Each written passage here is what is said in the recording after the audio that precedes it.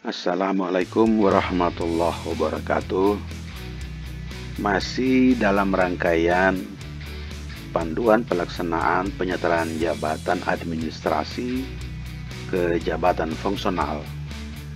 Sesuai janji kami sebelumnya, pada video kali ini masih dalam rangka tanya jawab soal penyetaraan jabatan administrasi ke jabatan fungsional.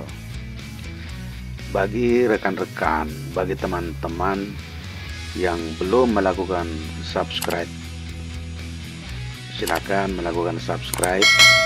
Terus jangan lupa juga tekan loncengnya agar video-video berikutnya yang kami upload ke YouTube itu teman-teman bisa memperoleh notifikasi. Selanjutnya yang paling penting adalah kepangkatan. Apakah penyetaraan jabatan dilakukan dengan menyetarakan pangkat pejabat administrasi yang bersangkutan sebagaimana in passing pada umumnya? Penyetaraan jabatan tidak menyetarakan pangkat yang melekat pada pejabat administrasi. Penyetaraan jabatan hanya dilakukan terhadap jabatan yang diduduki oleh pejabat administrasi ke dalam jenjang jabatan fungsional yang setara. Selanjutnya adalah bagaimana apabila pangkat pejabat administrasi yang mengalami penyetaraan jabatan berada di bawah kepangkatan atau di atas kepangkatan dalam jenjang jabatan fungsional yang disetarakan. Apabila pangkat berada di bawah kepangkatan atau di atas kepangkatan dalam jenjang jabatan fungsional yang disetarakan, pejabat fungsional tetap melaksanakan tugas jabatan fungsional pada jenjang jabatan yang disetarakan sebagai berikut. A. Apabila pejabat administrator memiliki pangkat golongan ruang di bawah pangkat golongan ruang pembina 4A, pejabat administrator tersebut tetap disetarakan dalam jabatan fungsional jenjang ahli madya. B. Apabila pengawas memiliki pangkat golongan ruang di bawah pangkat golongan ruang penata 3C, misalnya 3B, pengawas tersebut disetarakan dalam jabatan fungsional jenjang ahli muda. C. Apabila pengawas memiliki pangkat golongan ruang di atas pangkat golongan ruang penata tingkat 1 3D, misalnya golongannya 4A, pejabat pengawas tersebut disetarakan dalam jabatan fungsional jenjang ahli muda.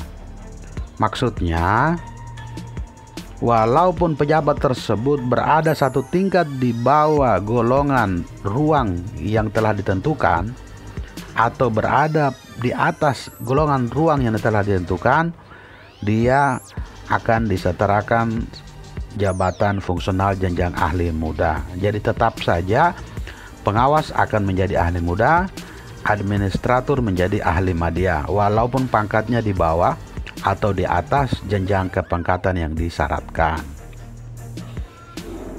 D. Apabila pelaksana eselon 5 memiliki pangkat golongan ruang di bawah pangkat golongan ruang penata muda 3A, pelaksana atau eselon 5 tersebut disetarakan dalam jabatan fungsional jenjang ahli pertama. E. Apabila pelaksana eselon 5 memiliki pangkat golongan ruang di atas pangkat golongan ruang penata muda tingkat 1 3B, pengawas tersebut tetap disetarakan dalam jabatan fungsional jenjang ahli pertama. Jadi kesimpulannya adalah penyetaraan jabatan fungsional mengacu ke jabatan administrasi sebelumnya, tidak mengacu ke pangkat golongan ruang pejabat yang bersangkutan.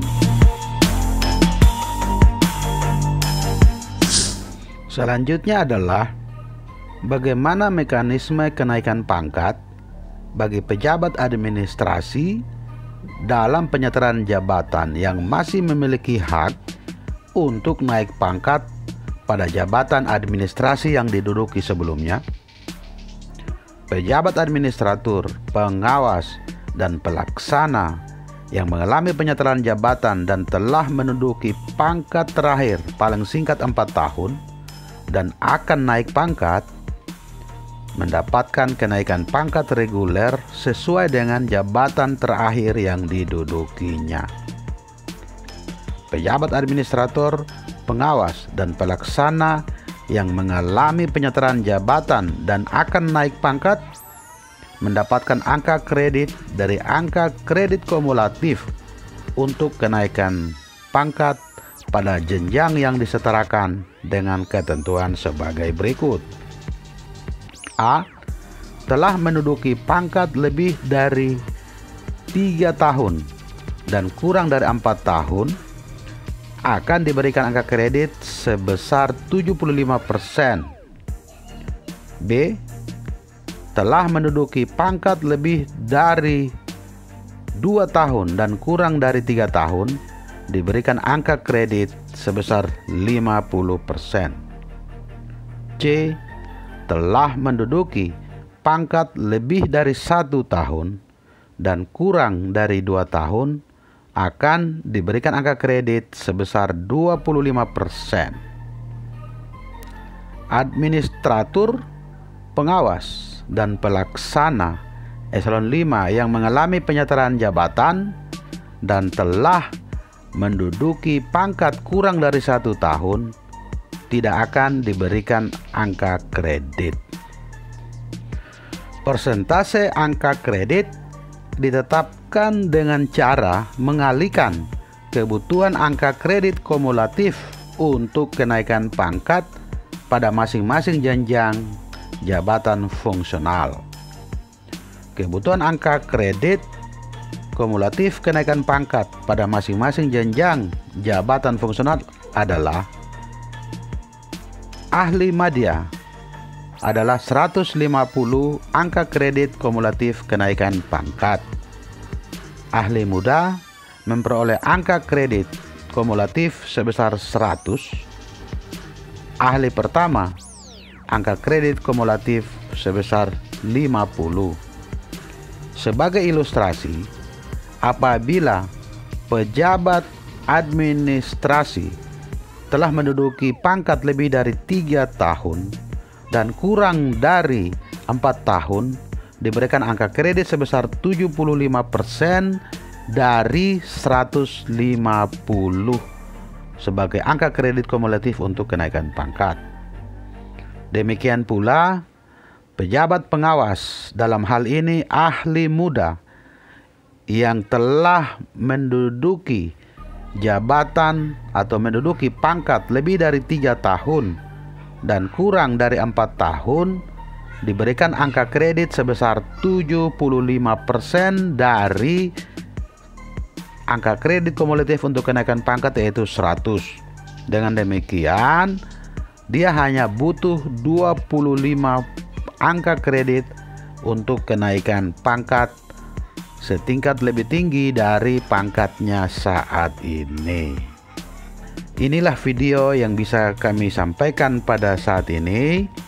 Sekali lagi, bagi teman-teman yang belum melakukan subscribe, itu dapat melakukan subscribe dan jangan lupa klik loncengnya agar kita bisa mengikuti video-video kami yang akan kami rilis setelah video-video ini.